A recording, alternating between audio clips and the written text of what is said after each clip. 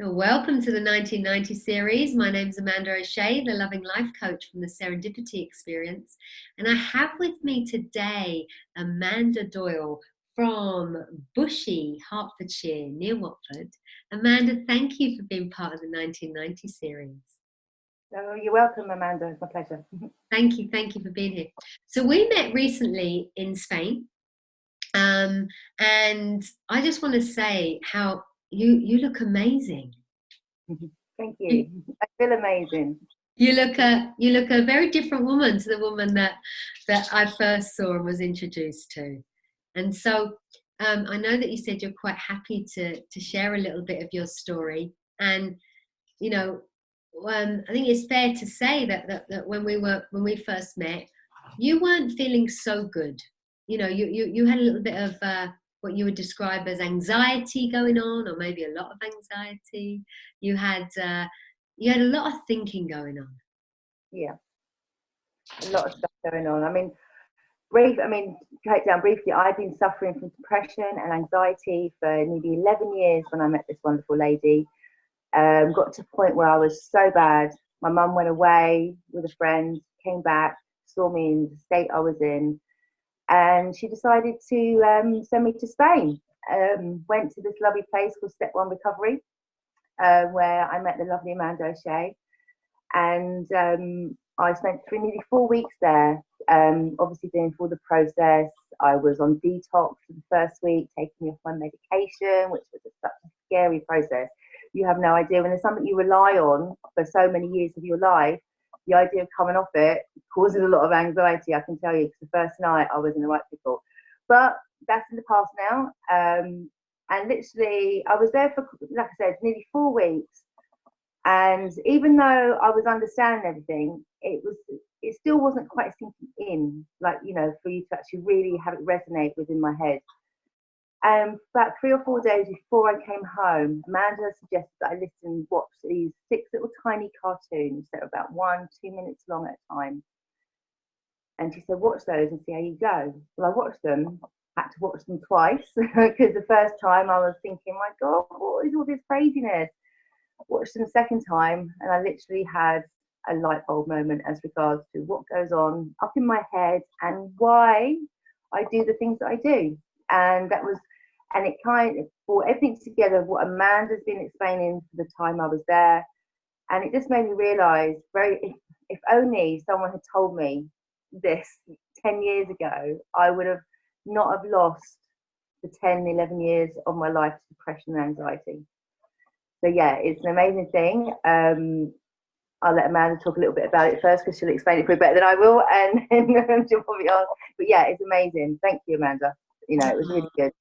It was really lovely to see that, you know, to see the just you sort of softening, settling in, getting your sleep pattern together, seeing that, you know, like you say, letting go of stuff that wasn't serving you, be that medication or being that just habitual thought patterns, and eating well again and getting fit again. We had lots of fun. We did lots of fitness classes and yoga classes, and we did lots of that stuff as well.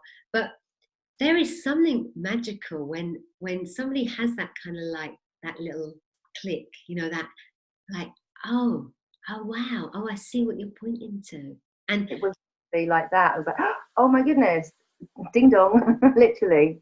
And the great thing, Amanda, is that when you see that, once you've seen that again, you know, you can't not see it. You know, well, that's not true. We see it and then we don't see it, and we see it and we don't see it. But once that's been, because we spent so long pointing in that direction, it's like you woke up to truth, really. That's how I see it. To the way that your thinking system works, but not just the way your thinking system works, the way everybody's thinking system works. And all credit to Rudi Kennard, because he's the guy that spent so long creating those animations, and they're on the Innate Evolution website, and that's what they are. Some of them are 2 minutes or 3 minutes or 4 minutes maximum. I don't know. They're 2 or 3 minutes, most of them. And he's put into a visual, you know, how how our thinking system works and how our feeling system works and where our human experience comes from. And, you know, I said to Rudi, funnily enough, I had a chat with him and I said to him, somebody at the treatment centre has watched your little cartoons, and, you know, that was her kind of, you know, whilst watching those, she had a light bulb moment. And he was delighted, and he said, you know what, that makes me want to, you know, it's a lot of work. Just to, one of those cartoons takes him like full on about a week and a half. Like, Yeah. and he said, you know what, that's given me the drive to go and do another one. That's So good.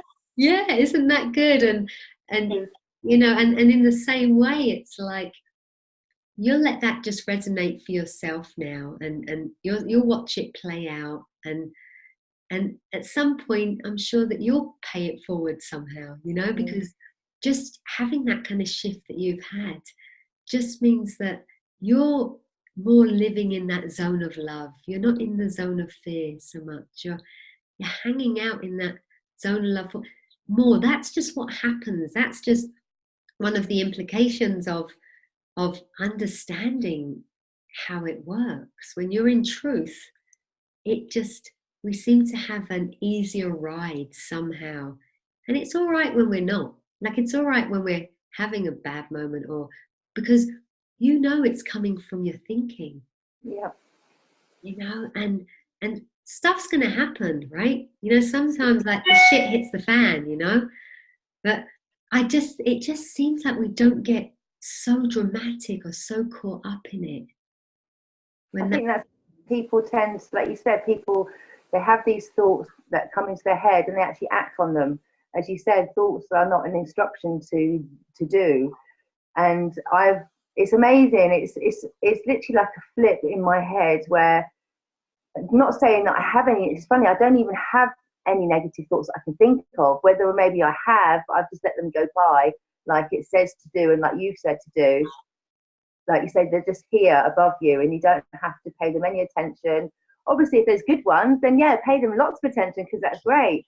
But when, you know, we're all going to get all scary thoughts, you know, negative thoughts all the time, but you don't have to play on it. And that's what I did. I must have taken those thoughts and harbored on them and ruminated on them. And the more you ruminate on something that's bad, the more it festers, and it literally creates the world around you.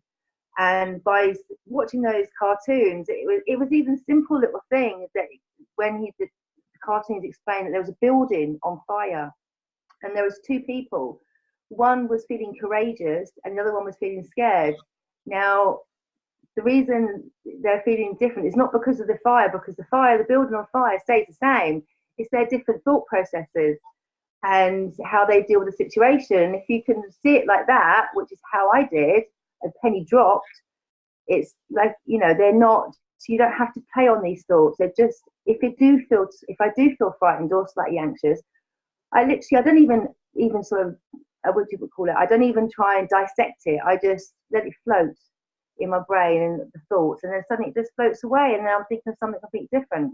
It is the most amazing thing, and I think people spend a lot of their life focusing on the negative because that's the world we live in now, and it just makes everyone live on that, you know, the down level part of, you know, how Amanda would describe it. You've got your happiness up here, and down here is where you're sad and depressed, but most of us are living down here, I think, because you can tell when you talk to other people, things they say. And because before I'd be like, oh my God, that person is going on and on and on. But now I feel sorry for them because I know that maybe they're just not feeling too good at the moment. Or maybe they're stuck in that place, especially if they keep on being saying the same things all the time. But it is fascinating, and it is hard for me to explain. And I think it is very hard for people like myself to explain it. Amanda does a very good job of explaining it. But it has literally changed my life. I feel like I'm back the way I was before this nasty depression stage kicked in my life. I feel things just aren't scary anymore. I look at everything in a different light. I don't see the fear in things. I wouldn't say I look for the positives, because that again is trying too hard. But I see the flowers. I see the air we breathe. it's lifted a lot of stuff off my shoulders, that way of thinking, and just thinking, if you do have a horrible thought, it will pass and it's okay, but don't sit on it and don't ruminate on it, and don't even question it. Just let it be and it'll go. And then you'll do something nice. Cat might pop in the room and suddenly jump on you and start licking your face. It's all right. It's all right. And, you know, thank you, Amanda, for sharing that, you know, and there might be somebody who is watching this and who also says, yeah, like, you know, I've had that kind of an experience, because we can't stop these thoughts. That's what happened. You know, I think seeing the gift of thought, like the fact that all that's ever happening is that we are feeling thought in the moment. Like everything's being generated. The whole human experience is being generated by thought. Our consciousness, you know, brings our thinking alive. That's all that's ever happening. This very clever system is just bringing thoughts alive, looking real and feeling real. That's the design. That's where our reality comes from. We hear people saying you create your own reality. Yeah, absolutely. You do. You really do. You know, if you're having a bad day, you know, you can sit in it and you can just make it worse, or you can take a step back, have a cup of tea, or, you know, just, yeah, you can. It's so, I mean, don't get me wrong, I have had a couple of funny moments, I had a few negative thoughts, but I've just sat with them for a little bit, just not, let's say sit with them. I haven't dissected them or anything, but I've just thought, okay, you're feeling a bit down right now. There's no stress. Don't drive yourself mad. Just let it be. And before you know it, like I said, something else pops into your head and makes you laugh. And you can't be sad and laugh at the same time. So we look prettier when we're laughing, I think, you know. It's very attractive seeing children or people laughing, but it's also okay to be sad, and it's also okay to feel all the feels, you know. Nobody's saying that you're not meant to. Nobody's saying, oh, this is about you being happy and buzzy and bright every day, all the time, because everything's just exhausted. You can't possibly be like that all the time.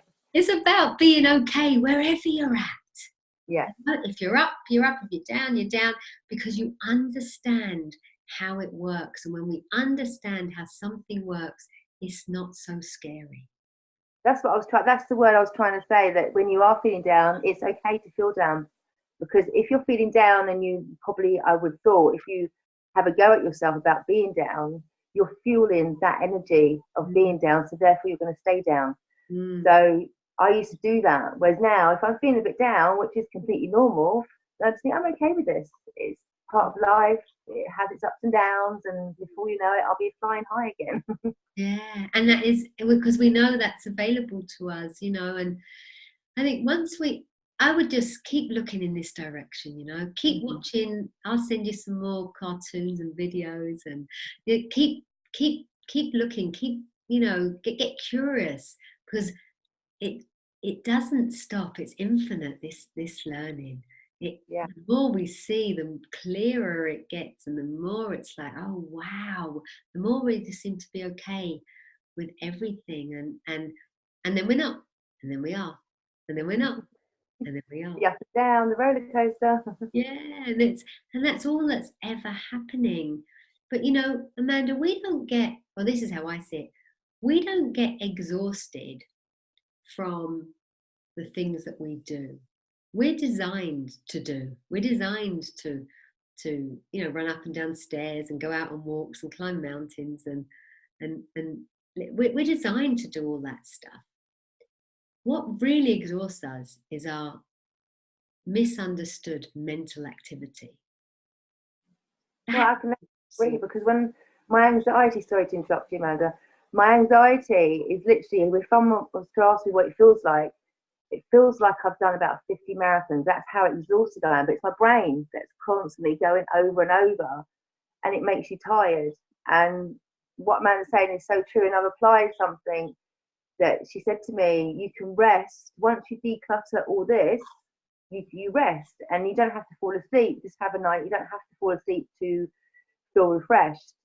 And I literally, because obviously I've spent years on sleeping tablets, so obviously I'm not on them anymore. When I was away, I was detox. So my sleeping still isn't, I'm not back to the way I was before sleeping tablets. It'll take a long time. But now all I do is I go to bed and I lie there and I just focus on my breathing. I focus on my breathing. When I'm breathing in, I say breathing in. When I'm breathing out, I say breathing out. And I find that declutters my brain. And literally, I wake up in the morning, I can't remember falling asleep. Right. But if I've tested it, if I lie there and start thinking about things in my head, I can't fall asleep, not one bit. Yeah. And even if we start stressing about not sleeping, yeah, it's like forget that for a while and just rest. Just rest, and the rest kind of takes care of itself. There's something so magical and so beautiful that happens when you see what we're pointing to, is that the system runs all by itself. It hasn't, an autocorrect system to it. We don't need to fix it.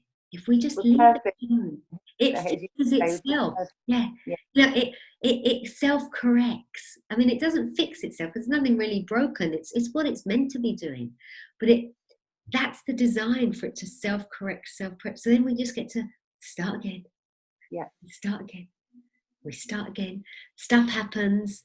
Little things happen. Big things happen. But whether they're little or whether they're big or whether they're whatever, we've given them that title. Yeah. What's big to me might be little to you, and what's little to you might be, we make all up. We make a lot of it up. We make all of it. We're creators, and that's what creative people do. Humans are creators, and they're creative beings, and we are creating our own experience. And it's just kind of handy to understand how that works. Yeah, it was refreshing to me. It certainly opened my eyes. It's funny because it's something that I want to share with other people, and some people have asked me what happened to me when I was away, and when I've been trying to explain this, it's like they look at me as if I'm nuts because people are so used to this industrial world, this life that we need doctors. We obviously need doctors, but everything, it's hard to explain. But it's almost what Amanda's explained and what I understand. It's almost going back to basic thinking, like how our ancestors probably lived. They probably thought the same thing, that they meditated a lot and all that kind of stuff. So I've lost my train of thought there. Ding dong. Ding dong. Let it go. Forget it. But as you talk about, they just did more of that stuff because there was not so much else to do. And I think it's not the fact, like, meditating is great if it suits you. Yoga is great if it suits you. Walking in the forest is great if it suits you. All these things are great if it suits you. But people are still okay if they don't enjoy doing those kind of things. Yeah, You've got to do like doing, haven't you? Yeah, like whatever you like doing, do more of that. As long as it's, yeah. So some people they actually enjoy, whether it's, I don't know, somebody might enjoy fishing, somebody else enjoys the gardening, somebody else enjoys. We just do more of where we feel at peace. But we know that our peace doesn't come from what we're doing. Peace is always there. It's just we've got different preferences and different likes, and so we can, I don't have to go fishing if I don't like fishing. I can dance. I can't imagine you with the big waders on with a fishing. I mean, actually probably you're Irish, so you're probably quite good at fishing because you always get these little gnomes on the side of ponds. So always the Irish. Yeah, so maybe we'll go fishing one day, and we'll enjoy the silence, enjoy the quiet time, and we'll just see what we catch. Yeah, exactly. Amanda, thank you so much for being part of this 1990 series. I'm really happy for you. I'm really happy for your mum. She's got her daughter back. She certainly has. I think I'm driving her mad, though, to be honest. I think she's had enough of the happy Amanda already. Well, that will settle. That will settle. It's buzzing. You get to find yourself again, and you like yourself. And absolutely. It's nice. Yeah. It's a new love affair. It's really nice. So I wish you all the best of luck, and keep in touch, and we'll talk when we talk. Thank you so much, Amanda. Love to you. Love to all. Bye bye. Thank you for listening. Thank you.